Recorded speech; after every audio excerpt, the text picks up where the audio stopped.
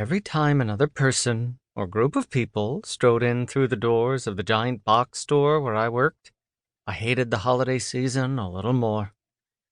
At least we had several registers open. As it was, I had a dozen people waiting for me to ring them up, and of course my current customer had decided to write a check.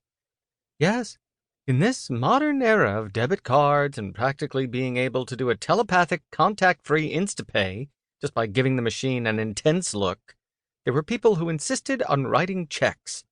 And they were inevitably not in any great hurry to do so, while the people behind them were inevitably frantic, like they were buying fire extinguishers to battle an actual blaze in progress. Suppressing the 24/7 frustration that came with this time of year, I smiled at her and spoke in my customer service voice. "Your total is $98.22. "Thank you." Then she started writing the check. Started.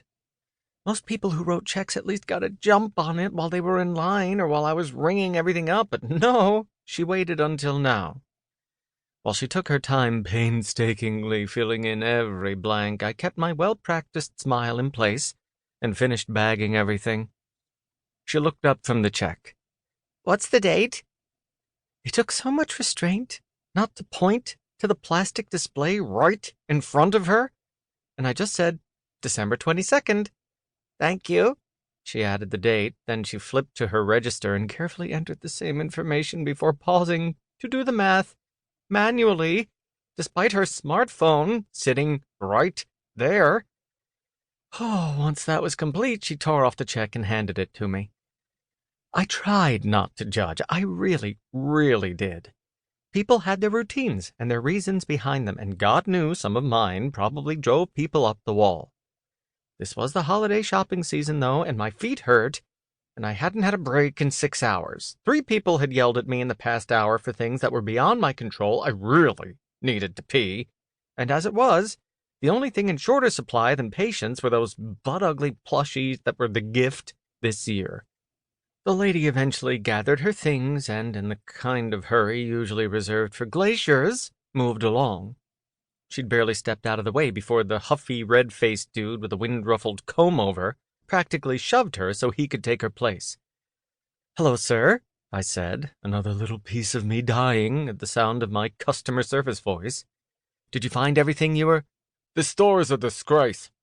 He noisily tapped the edge of his credit card on the place where the lady had been writing her check. "The shelves are a mess and there's barely anything on them. Doesn't anyone take pride in their work anymore?" I ground my molars behind my cheerful smile. "I'm sorry, sir. We're certainly working as fast as we—" "And you people think we should raise minimum wage?" He huffed, tapping the credit card even harder. "Would you mind hurrying? It took me so long to find anything and this line was ridiculous. I need to get home." I mumbled something bland and non-committal, all the while thinking, "Bro, if you only knew how bad I have to pee, and how tempting it is to resolve that issue all over your shoes." Miraculously, more like thanks to years of practice, I finished with comb-over and managed to flag down Chloe, one of the assistant managers, to take over for me for a minute. "Thank you so much," I said over my shoulder as I hurried toward the restroom. Of course, 2 customers stopped me on the way, one to ask where the Royal Dansk cookies were, literally right in front of her, and the other to ask if I could explain the differences between a couple of GPS units. I promised that person I'd be with them in just a second, and I didn't give a damn if I got yelled at or written up. I couldn't wait any longer. Not to be crude, but there is no relief on the planet greater than that of a retail worker who's made it to the restroom during the holiday season. It's just a fact.